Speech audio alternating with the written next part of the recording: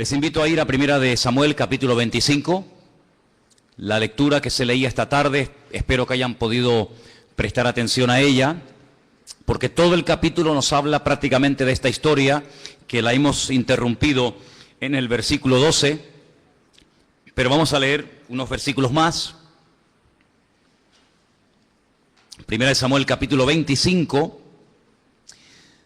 Fundamentalmente hay ahí 4 personajes de los cuales se habla: Samuel, el famoso profeta; David, el futuro rey de Israel, que en ese momento estaba con sus hombres en el desierto de Parán, al sur de Israel, entre Israel y la península del Sinaí.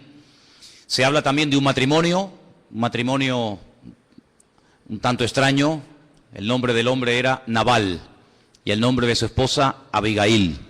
Vamos a hablar hoy acerca de esta historia tan interesante que se da aquí en este libro, y voy a arrancar a partir del versículo 13. Primera de Samuel 25, a partir del versículo 13. ¿Lo tienen, hermanos? Dice: entonces David dijo a sus hombres: cíñase cada uno su espada. Y se ciñó cada uno su espada, y también David se ciñó su espada. Y subieron tras David como 400 hombres y dejaron a 200 con el bagaje. Pero uno de los criados dio aviso a Abigail, mujer de Nabal, diciendo: he aquí, David envió mensajeros del desierto que saludasen a nuestro amo, y él los ha zaherido, los ha humillado, los ha tratado mal. Aquellos hombres han sido muy buenos con nosotros, nunca nos trataron mal, ni nos faltó nada en todo el tiempo que anduvimos con ellos cuando estábamos en el campo. Muro fueron para nosotros de día y de noche, todos los días que hemos estado con ellos apacentando las ovejas. Versículo 17. Ahora pues reflexiona y ve lo que has de hacer, porque el mal ya está resuelto contra nuestro amo y contra toda su casa, pues él es un hombre tan perverso que no hay quien pueda hablarle. Entonces Abigail tomó luego 200 panes, 2 cueros de vino, 5 ovejas guisadas, 5 medidas de grano tostado, 100 racimos de uvas pasas, 200 panes de higos secos, y lo cargó todo en asnos. Y le dijo a sus criados: id delante de mí, y yo os seguiré luego. Y nada declaró a su marido Nabal. Montando un asno, descendió por una parte secreta del monte, y he aquí David y sus hombres venían frente a ella, y él le salió al encuentro. David había dicho: ciertamente en vano he guardado todo lo que éste tiene en el desierto, sin que nada le haya faltado en todo cuanto es suyo, y él me ha vuelto mal por bien. Así haga Dios a los enemigos de David, y aún les añada que de aquí a mañana, de todo lo que fuere suyo, no ha de dejar con vida ni a un varón.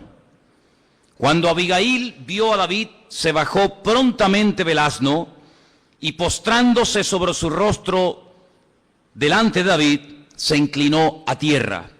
Versículo 24 dice: se echó a sus pies y dijo: Señor mío. Esta expresión, Señor mío, si seguís leyendo el capítulo, la vais a encontrar 13 veces. En 13 ocasiones, Abigail le llama a David Adoní, Señor mío, no Adonai, que es el nombre de Dios, ¿no?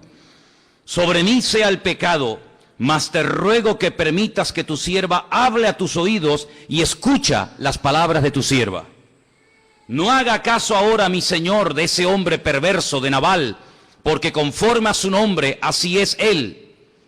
Él se llama Nabal y la insensatez está con él. Mas yo, tu sierva, no vi a los jóvenes que tú enviaste.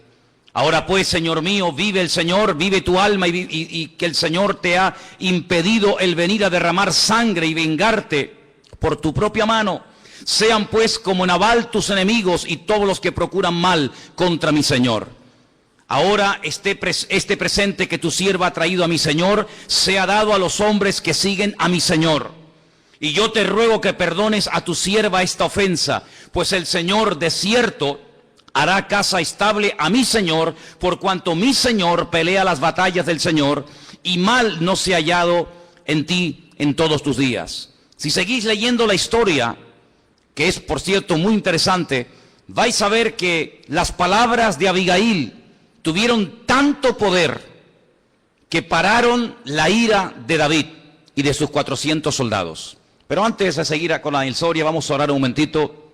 Cierra tus ojos ahí donde estás y vamos a prestar atención a esta historia tan interesante,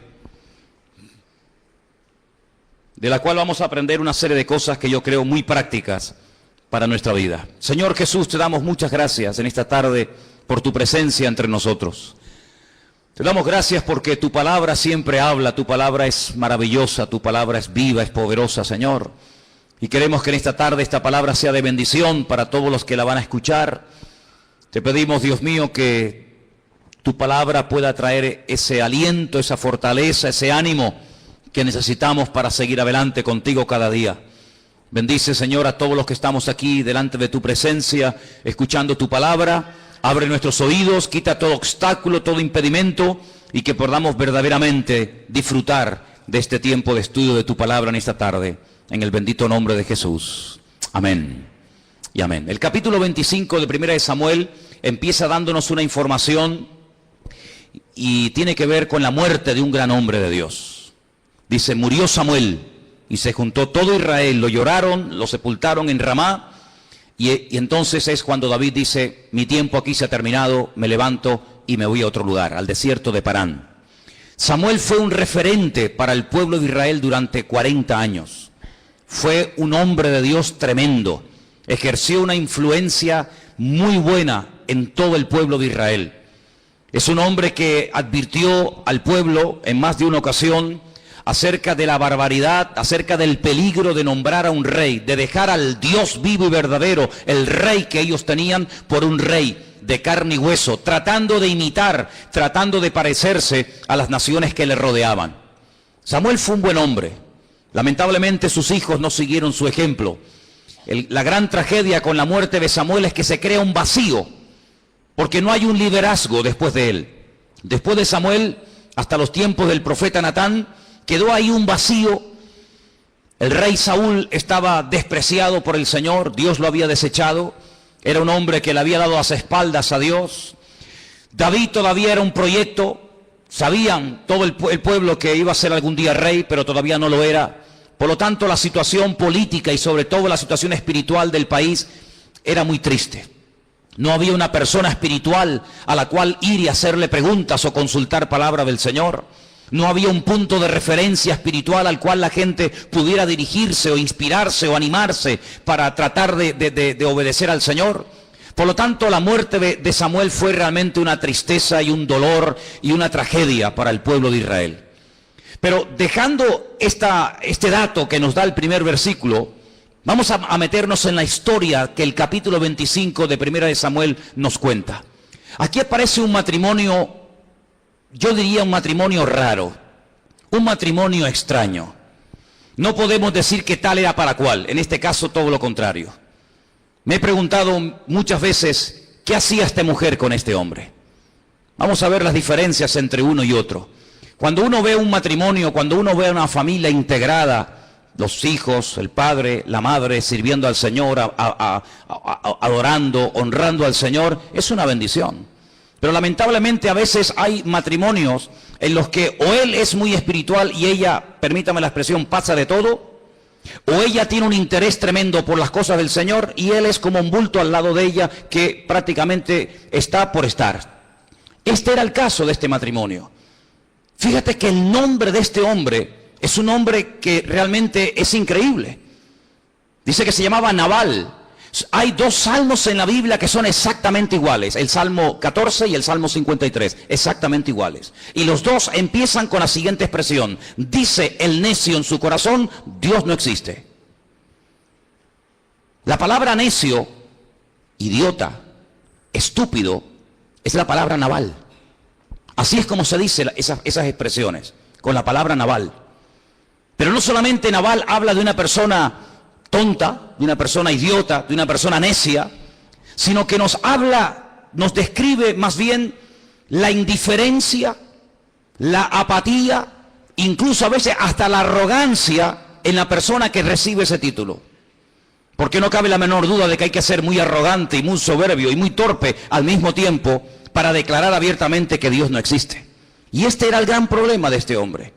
Un hombre que todo lo que la Biblia nos dice de él es que tenía cosas, tenía.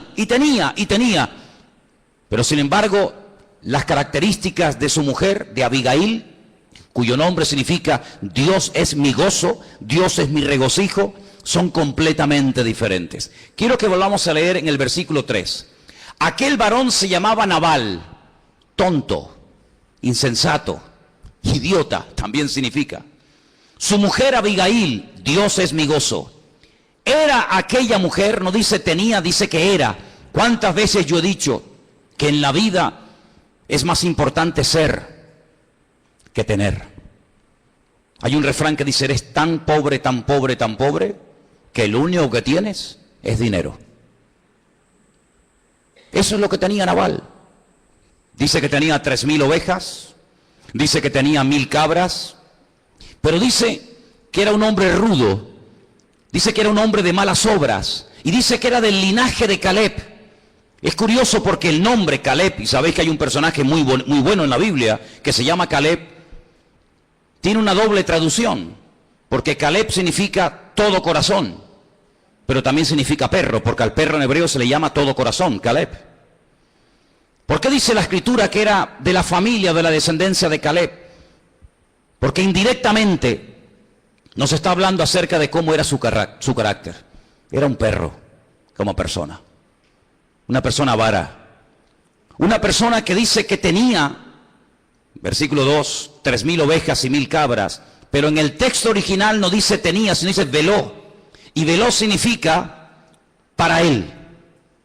Es decir, que la Biblia nos está describiendo que era una persona avara, una persona que a pesar de que tenía tanto, y que podía ser feliz en la vida y al mismo tiempo alegrar también a los demás, todo cuanto tenía lo quería solamente para él. Era una persona con el puño, con la mano cerrada. Le pasa lo que le pasó a aquel niño que una vez su abuela le dijo, no metas la mano en el jarrón, y desobedeciendo a su abuela, el niño metió la mano en el jarrón y vio que en el fondo había una moneda, y la cogió, y empezó a gritar, porque no podía sacar la mano. Y empezó a gritar, y se asustó. Y la abuela vino y le dijo, cuando abras la mano y sueltes la moneda, podrás sacar el brazo. Hay muchas personas que van por la vida con el puño cerrado. Son capaces de expresar una emoción, un sentimiento. ¿Cuántas veces hemos hablado con jóvenes? Y una de las espinas que tienen clavada en su corazón es que nunca su padre se le acercó para decirle un te quiero o para darles un beso. Y es algo que les ha marcado de por vida, aunque a algunos les resulte increíble aceptar eso. Pero Nabal era una persona que no se merecía la mujer que tenía. La pregunta es, ¿cómo fue capaz una mujer tan sabia, tan hermosa, por dentro y por fuera, tan inteligente, y ahora hablaremos de eso, de casarse con semejante personaje? La mayoría de los comentaristas dicen que lo más probable no es que ella escogió casarse con él. Los matrimonios se amañaban desde que eran prácticamente niños. Y seguramente los padres de Abigail querían que se casara con un hombre rico, con una persona con buenas posesiones, independientemente si era o no era espiritual. Independientemente si era una buena o mala persona, lo importante era que su hija se casara con un hombre rico, que le diera una buena vida, una buena casa, buenas ropas, buenas cosas.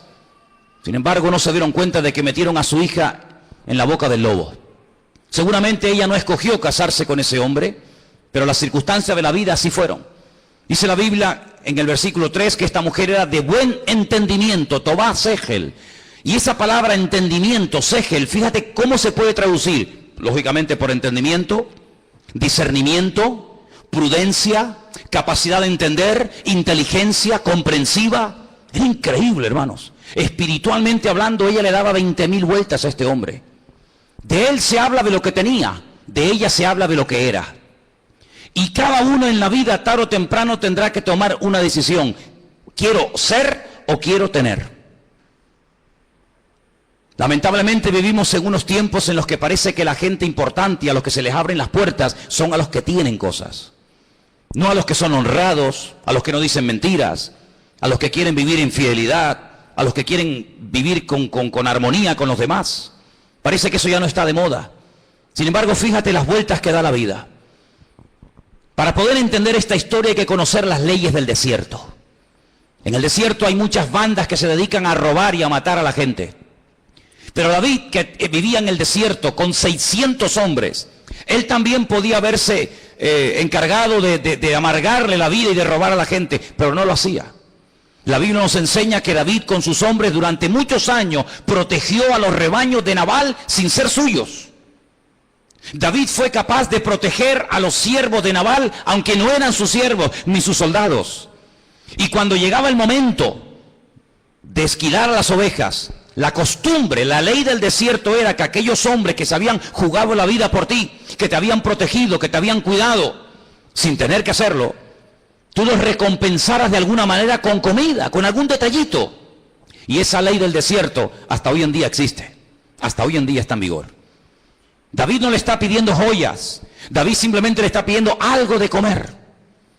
Y no es que no se lo ha ganado, sino que le dice, oye, te hemos protegido, te hemos cuidado, te hemos ayudado. Cuando han venido a atacar tus rebaños, nosotros hemos estado allí. Uno de los siervos de Nabal dice, esta gente para nosotros han sido como un muro de protección. De noche y de día siempre han estado velando por nosotros. ¿Qué más le daba a Nabal? Matar un par de ovejas, repartir un poco de su comida a personas que al fin y al cabo lo habían tratado a él de maravilla. Pues no. Nabal dice, ¿y quién es este David? Todo el mundo en Israel sabía, todo el mundo sabía que el futuro pasaba por David. David no era un desconocido. Desde jovencito que mató al gigante Goliat hasta este punto de la historia, todo el mundo sabía a través de las enseñanzas y de la influencia de las predicaciones del profeta Samuel que el rey Saúl había sido desechado por el Señor y que el segundo rey de Israel no sería Jonatán, sino sería David, el hijo de Isaí. Todo el mundo lo sabía. Cuando él dice, ¿y quién es este David? ¿Por qué tengo yo que compartir con él mi pan? ¿Por qué tengo yo que tratarlo bien a este hombre? David, evidentemente, un hombre de guerra, un hombre con un temperamento tremendo, no puede aceptar bajo ningún concepto que se le trate de esa manera. Él deja 200 soldados en el desierto cuidando el bagaje y dice que se va en contra de Nabal con la firme determinación de destruirlo y de acabar con él. Y nada le iba a parar, hermano, se lo puedo asegurar. La noticia le llega a la esposa de Nabal. La noticia le llega a esta mujer. Esta mujer sale a su encuentro no con las manos vacías. Aquí hay muchas enseñanzas que recibir. Ella sabe que la ira de David no es fácil aplacarla. Ella sabe que es muy difícil frenar a este hombre con sus 400 soldados que vienen a tomar venganza. Pero ella no sale con las manos vacías, sino sale con un presente enorme que lo hemos leído en esta tarde. Muchos panes, ovejas y muchas cosas que le dio a David. Lo trata con un respeto, se postra ante David, lo llama en 13 ocasiones mi señor, mi Adoní. Se echa la culpa a ella diciendo, mira, yo no sabía que tus jóvenes, que tus soldados fueron a mi casa a pedir alimento, yo no lo sabía. Si yo lo llego a saber, esto no llega a ocurrir. No tengas en cuenta la mala actitud de mi marido, porque tú sabes que él es un insensato, es un idiota, porque se llama así. Y él hace honor a su nombre. Por lo tanto, yo lo que te pido es que tengas misericordia, porque además quiero que pienses esto. Si tú hoy tomas venganza, si tú hoy matas a él y a mucha gente inocente, el día de mañana te va a carcomer la conciencia.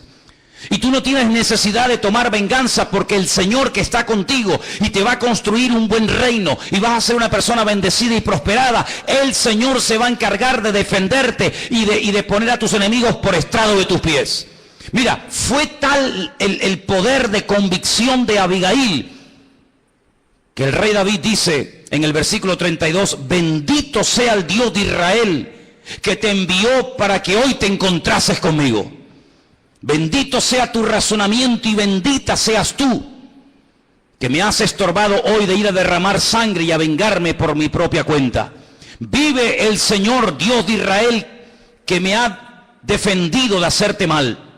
Que si no te hubieras dado prisa en venir a mi encuentro, he aquí mañana no le hubiera quedado con vida a Nabal ni un varón. Las palabras de Abigail apaciguaron la ira del rey David. Dice que la blanda respuesta aplaca la ira. ¿Lo habéis leído en Proverbios? La Biblia nos enseña que David se da media vuelta y se marcha. Cuando su mujer Abigail llega a la casa, se encuentra a su marido totalmente borracho. Es imposible hablar en ese momento con él. Espera al día siguiente. Y cuando ya al día siguiente digamos que está sereno, fuera de los efectos del alcohol, le dice, te voy a contar algo. Tú presumes mucho de tu dinero y de tus ovejas y de tus posesiones materiales. Pero si tú supieras, ayer David, con 400 hombres, estuvo dispuesto a venir aquí y arrasar con todo lo que tiene y cortarte la cabeza. Pero yo salí a su encuentro, le pedí perdón, solucioné las cosas por las buenas, le di un presente que al fin y al cabo para nosotros lo que le dimos no representa gran cosa. Y gracias a eso tú hoy estás con vida. Dice que en ese momento este hombre se queda como petrificado. Dice que el corazón se le hizo como de piedra, se quedó sin palabras. Y dice en el versículo 38, 10 días después, el Señor hirió a Nabal y murió. Así de claro. ¿Qué hace David cuando se entera que esta mujer está libre, que esta mujer es viuda? Manda unos mensajeros y le dice, quiero que seas mi esposa. Se casó con el hombre equivocado y durante años estuvo sufriendo, durante años estuvo casado con este hombre hasta que el Señor se lo quitó de en medio. Es una historia tremendamente interesante porque vemos el poder de la intercesión. Si no hubiera sido por la intercesión de esta mujer, Nabal hubiera muerto. Y ninguna de sus ovejas ni sus criados le hubieran podido salvar la vida. Hay una historia muy interesante de un Dios airado por consecuencia del pecado del hombre. Un Dios de amor que creó un mundo perfecto y maravilloso para que el hombre disfrutara de él, para que el hombre no tuviera problemas de ningún tipo. Lo puso en un lugar perfecto y maravilloso, cubriendo todas sus necesidades espirituales, físicas o de cualquier otra índole. Pero el hombre peca contra Dios. Si algo ofende, si algo le duele al Creador, es que le desobedezcamos, que no cumplamos con su palabra. Él ha declarado categóricamente, porque Dios tiene la autoridad para hacerlo, que la paga, la consecuencia a corto y a largo plazo del pecado es la muerte.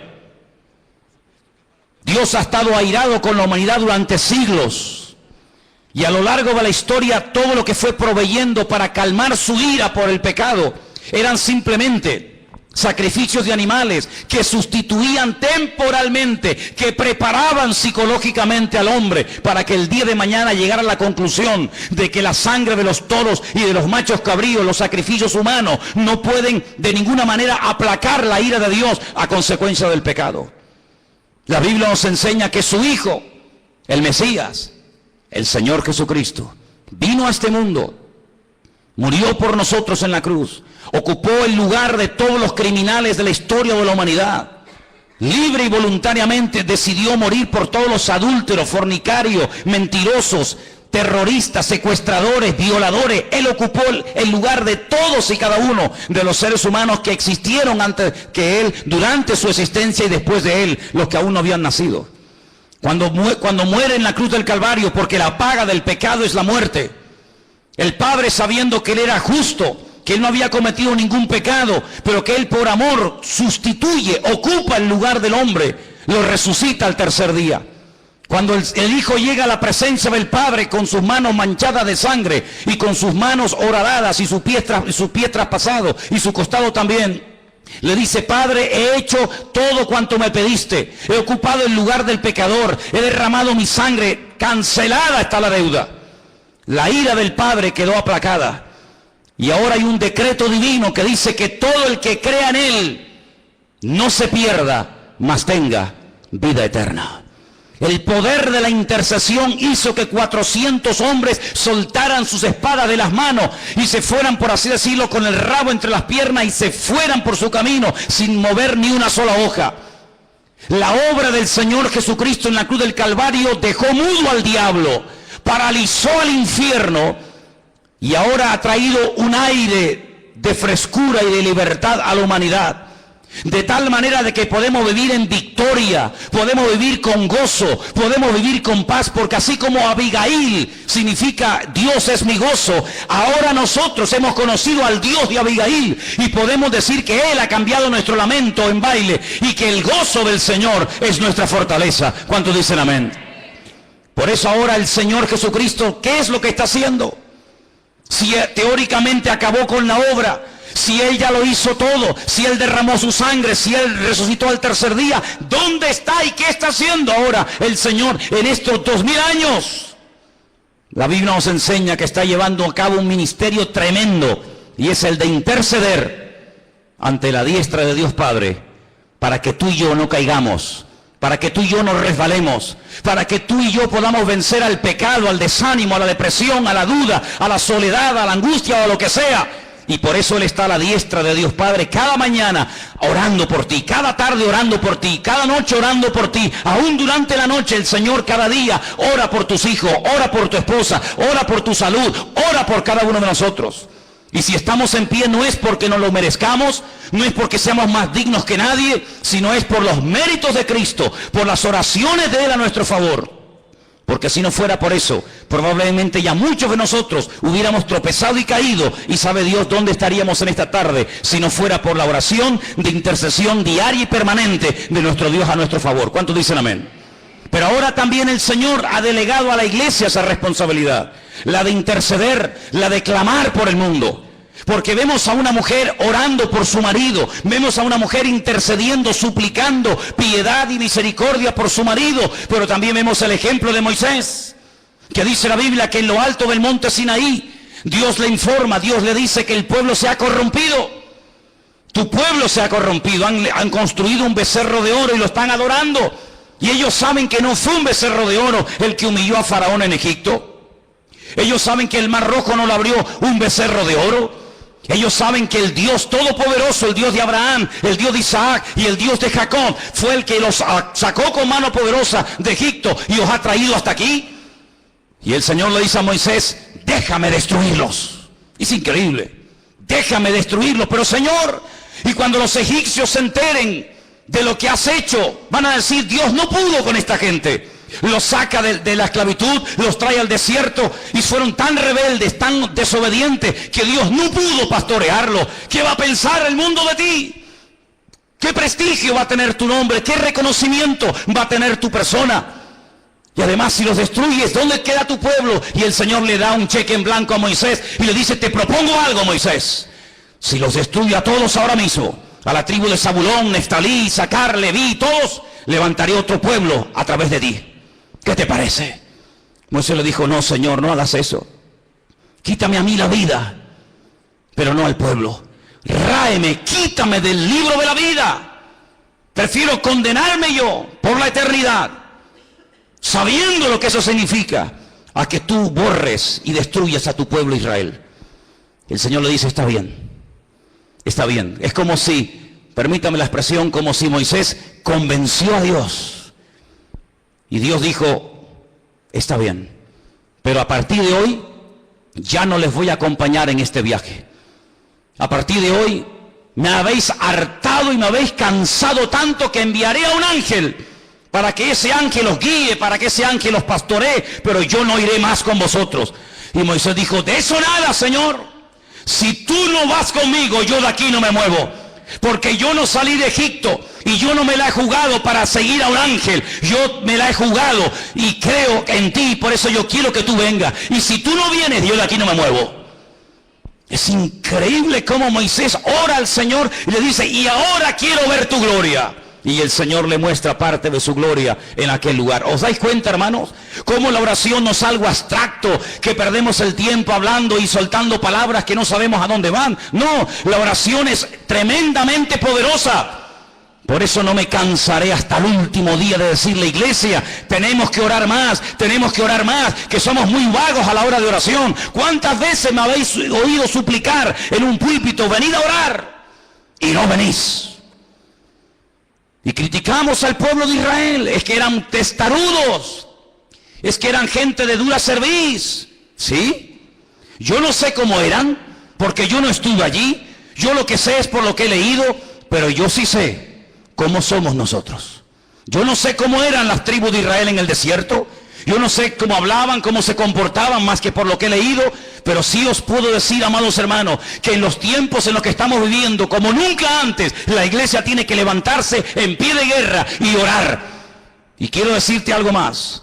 El Señor le dijo al profeta Ezequiel: si yo hubiera encontrado a un hombre en las calles de Jerusalén que hiciera vallado, es decir, que se pusiera entre los vivos y los muertos, entre los rebeldes y los que verdaderamente aman al Señor, el cautiverio en Babilonia nunca se hubiera producido. No hubiera habido exterminio de viudas y de jóvenes en las calles de Jerusalén. Pero yo salí buscando por las calles de Jerusalén a un hombre que orara, a un hombre que hiciera justicia, a un hombre que marcara una diferencia, y no lo encontré.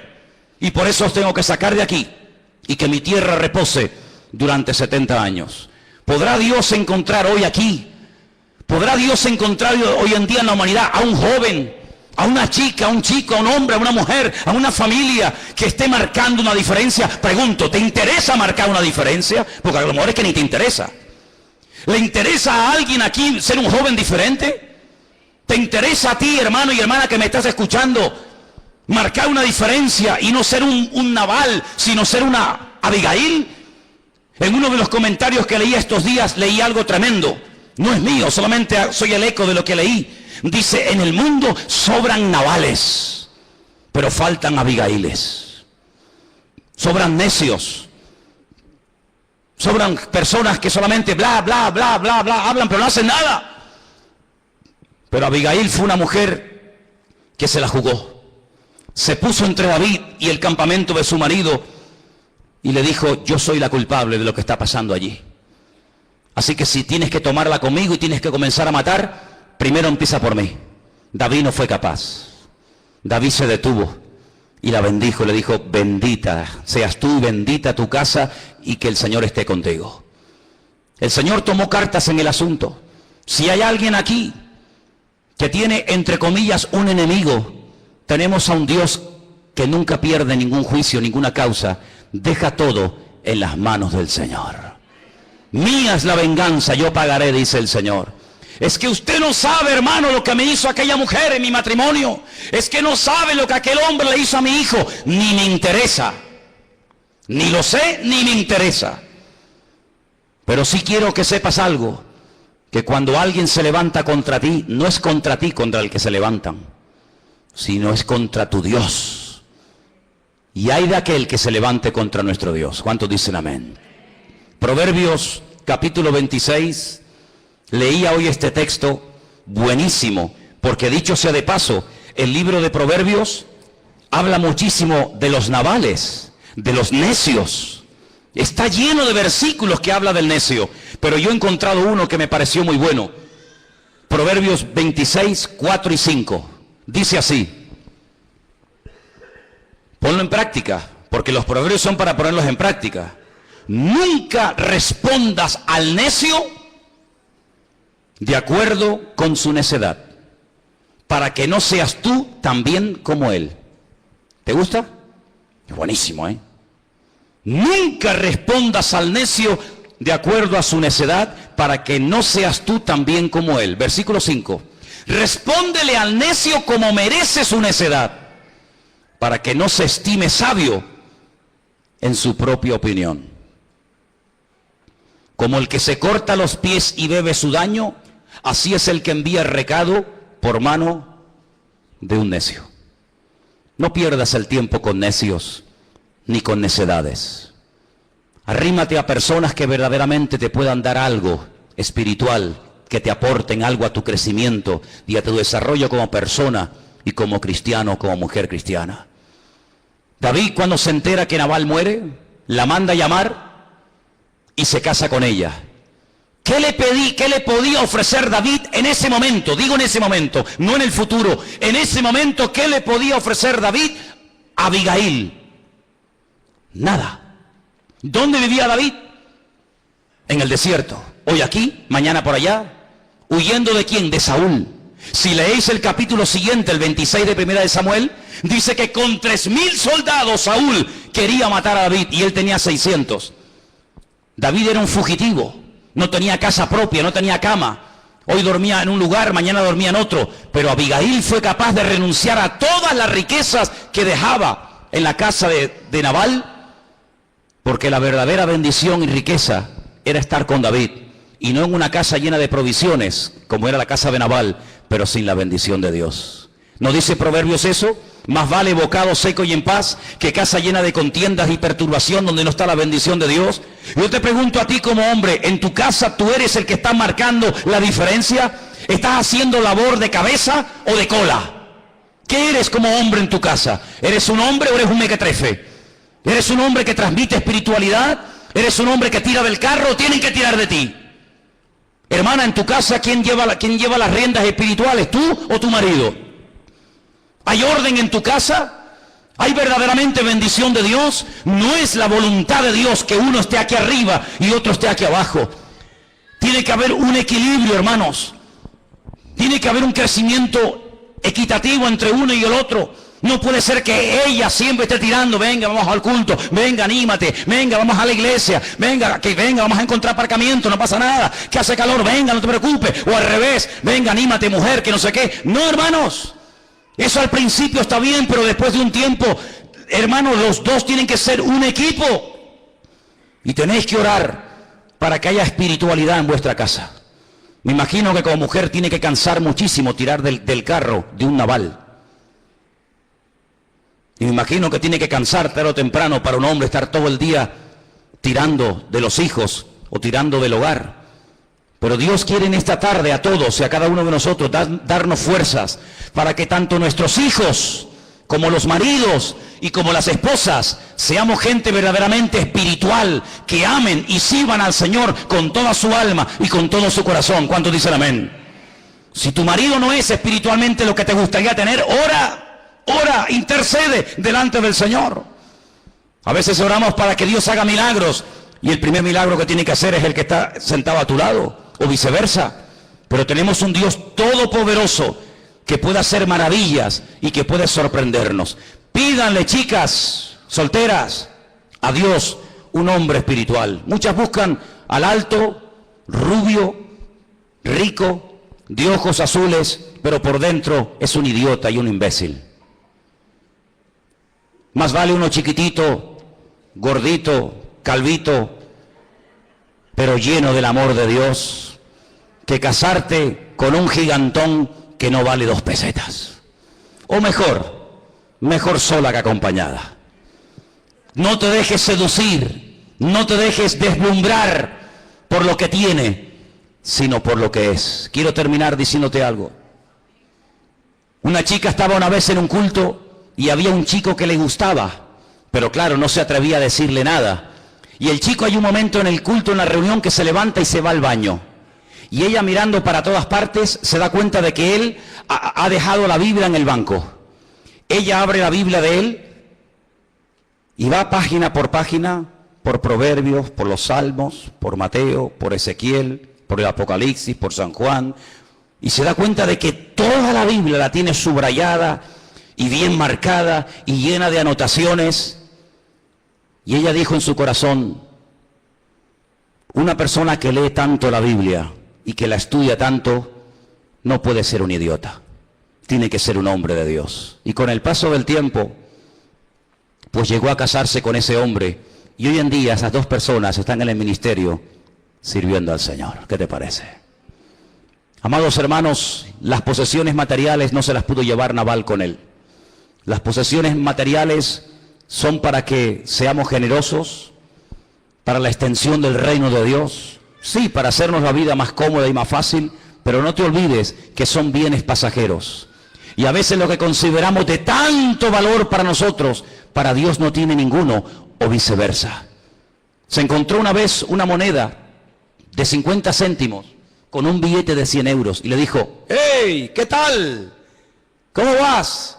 Y el de 100 euros le dijo: yo, de casino en casino, me va la vida de maravilla. Vivo en casas a todo lujo, no me falta absolutamente de nada. Y a ti, monedita de 50 céntimos, ¿qué tal te va la vida? Dice: yo, de iglesia en iglesia, domingo tras domingo, saltando de congregación en congregación.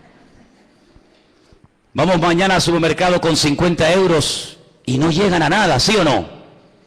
50 euros, hermano, hasta, vamos a decir, hasta con 100 euros se va hoy en día del supermercado a hacer una compra y ¿verdad que se queda tan corto el dinero? Qué pequeños son billetes de 100 euros cuando queremos hacer la compra del mes y qué grande es un billete de 50 o de 100 euros cuando venimos a la iglesia. En un lugar es tan pequeño y en otro lugar es tan grande, ¿no? Amados hermanos, la riqueza más grande que tenemos es que lo tenemos al Señor en nuestros corazones. ¿Cuántos dicen amén? Denle un aplauso al Señor en esta noche. Aleluya. Gracias, mi Dios. Gracias, Señor Jesús. Te alabamos, Señor. Cierra tus ojos ahí donde estás, hermano. Vamos a prepararnos para tomar el pan y el vino. Aleluya, Jesús. Como hemos dicho en otras ocasiones, sí, es verdad, con dinero se pueden hacer tantas cosas, sí. Con dinero, dijo alguien, puedo comprar a la mujer que quiera, pero no a la esposa que quiero. Con dinero puedo comprar una buena cama y un colchón muy cómodo, pero no puedo comprar sueño. Con dinero puedo comprar las mejores enciclopedias y libros del mundo, pero no puedo comprar ni inteligencia, ni sabiduría, ni cultura. Con dinero podemos comprar las medicinas más caras, pero no puedes comprar salud. Con dinero te puedes comprar un crucifijo, pero no te puedes comprar la salvación de tu alma, que es a través de Cristo Jesús, nuestro Señor. Y en esta tarde, queridos hermanos y amigos, hemos visto un contraste entre Nabal, el insensato, el necio, el torpe, y Abigail, la mujer de buen entendimiento y sabiduría en Dios, que supo ocupar su lugar e interceder por su casa. ¿A quién te quieres parecer tú? ¿A Nabal? ¿Esa es tu meta en la vida, ser como Nabal, tener y tener y tener? ¿O te quieres parecer a esa mujer sabia, prudente, esa mujer que sabe usar su influencia para apaciguar la ira y para traer bendición al hogar? Tú decides hoy a quién te quieres parecer, amigo y amiga. Te vuelvo a repetir, en las iglesias y en el mundo sobran Nabales, pero faltan Abigailes. Por eso en esta noche, Señor, queremos venir delante de tu mesa, delante de tu presencia, con humildad, diciéndote, mi Señor, Adonai Eloheinu, queremos adorarte y decirte, mi Señor, haznos conforme a tu corazón. Haznos ver el valor verdadero de las cosas. Haznos ver verdaderamente que lo más grande es la bendición de Dios en nuestra vida y es lo que enriquece el alma y nadie puede quitarnos. Quita de nosotros la soberbia, el orgullo, la necedad. Quita de nosotros, Señor, toda mala actitud de la carne, que como Nabal le daba una falsa seguridad, pero que su vida estuvo a punto de ser eliminada por aquel joven llamado David. Señor, en esta tarde queremos acercarnos a tu mesa con acción de gracias y participar de este pan y de este vino con alegría y con libertad en el corazón. Bendice, Señor, este momento tan especial para la iglesia. Te lo pedimos todo en el nombre bendito de Jesús. Amén.